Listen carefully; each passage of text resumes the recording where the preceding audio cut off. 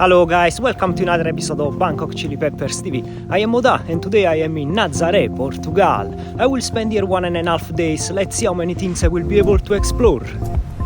Welcome to Nazaré, a coastal town in Portugal founded by monks in the 12th century. It faces the Atlantic Ocean and is home to the giant waves where surfers set world records. In this journey I will explore its seaside beauty. I will visit the Monastery of Alcobaça, a UNESCO World Heritage Site, and I will land in Obidos, a charming medieval town surrounded by ancient walls. Let's start the adventure! Good morning from the Mercado Municipal of Nazaré. This local market wakes up early, filled with fresh fruit, homemade snacks and traditional sausages made by local families. Breakfast time, a pastel de nata, Portugal's most famous pastry. It's a custard tart first baked by monks in Lisbon. Later, a bakery made it famous all over Portugal. Very good.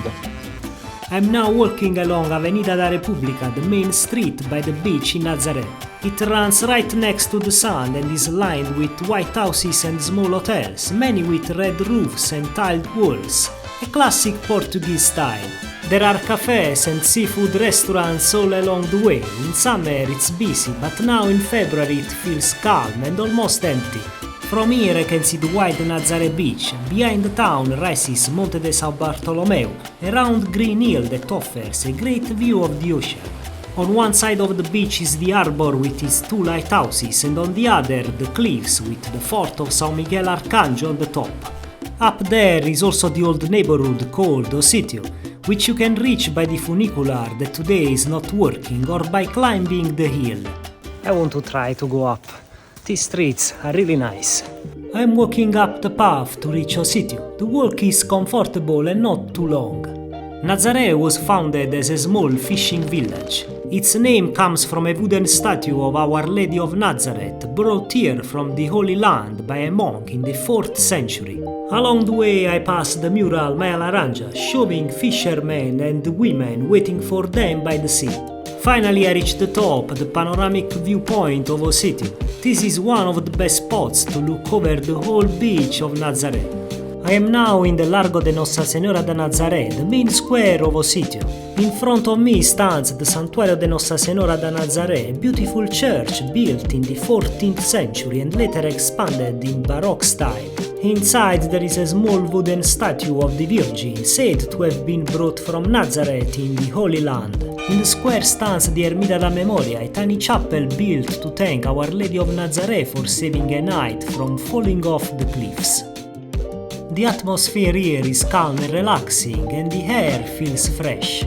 I walk just a few meters to reach the Miradoro do Suberco, a panoramic viewpoint overlooking the entire Praia da Nazaré below. Now let's get to the highlight of this trip. A short walk takes me to the fort of São Miguel Arcanjo.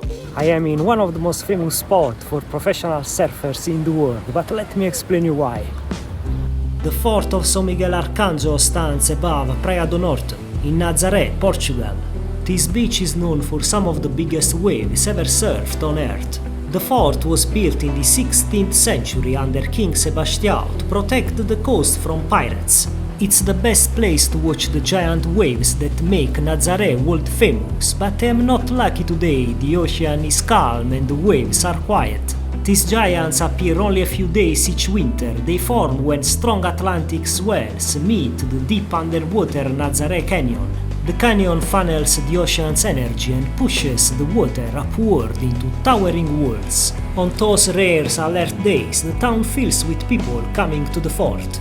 Everyone wants to watch the world's best surfers face the power of the sea. It's during these moments that the Tudor Nazaré Big Wave Challenge takes place, bringing the top athletes of the World Surf League to this very spot. Red Bull follows the action, supporting its surfers and capturing the most spectacular rides.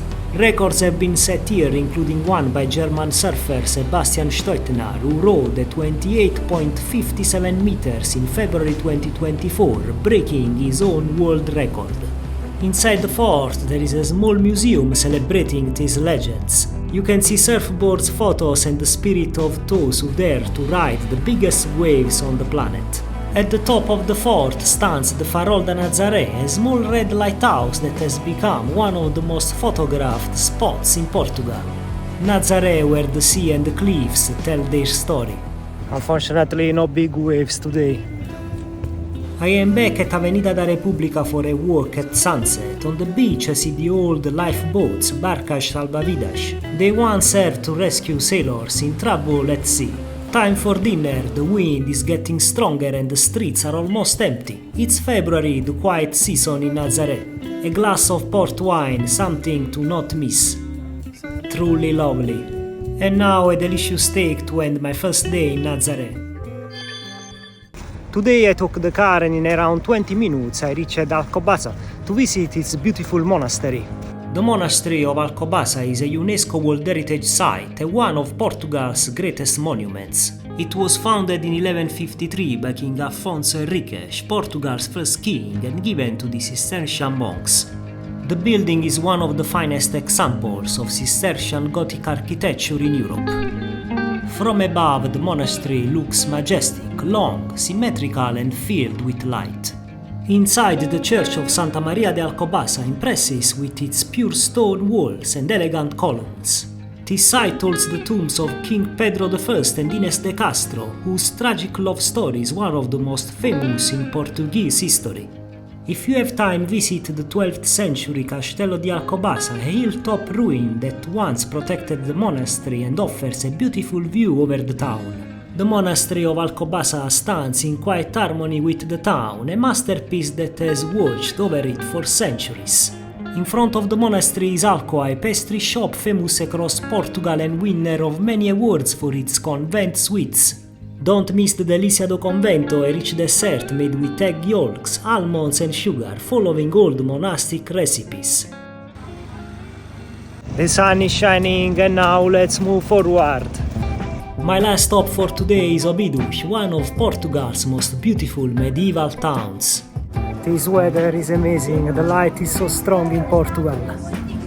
Obidos' narrow streets are lined with white houses, colorful flowers and small shops selling local crafts and souvenirs. At the heart of the town lies St. Mary's Square with the old church of Santa Maria. The highlight of Obidos is its castle, a 12th century fortress that dominates the town. It was first built by the Moors, then rebuilt after the Christian reconquest by King Afonso Henriques, Portugal's first king. Over the centuries it became part of the royal wedding tradition. Several Portuguese queens received Obidos as a wedding gift, earning it the name Town of the Queens. The castle later served as a royal residence and was carefully restored in the 20th century. Today its towers and walls still surround the old town and visitors can walk along the ramparts for sweeping views of the countryside. Near the town's entrance, the 16th century aqueduct built by Queen Catarina of Austria once carried water from the hills to Obidos, a graceful reminder of its royal past. It's now time to end my adventure. So guys, this episode is over. I hope that you enjoyed. See you soon. Bye.